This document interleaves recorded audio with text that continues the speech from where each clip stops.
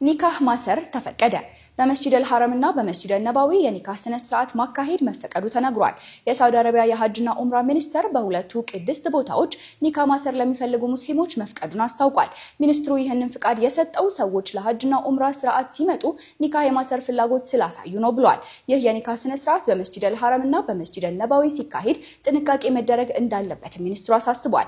ምንም እንኳን በእነዚህ ቅዱስ ቦታዎች የኒካህ ስነ ስርዓት ቢፈቀድም የመስጂዶችን ክብርና ሰላም መጠበቅ አለበትም ተብሏል። በስርዓቱ ወቅት ጩኸት መፍጠር ወይም የሌሎችን ሰላትና ዚክር ማወክ የተከለከለ ነው።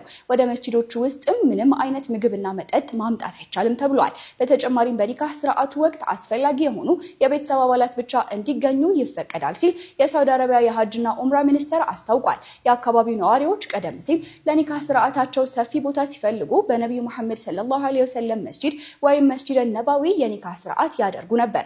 ነገር ግን ይህ ስርዓት በመንግስት ፍቃድ ያልተሰጠው ተግባር ነበር። አሁን ላይ ግን በመስጂድ ነባዊና በመስጂድ አልሐረም የኒካህ ስርዓት ማካሄድ በይፋ ተፈቅዷል።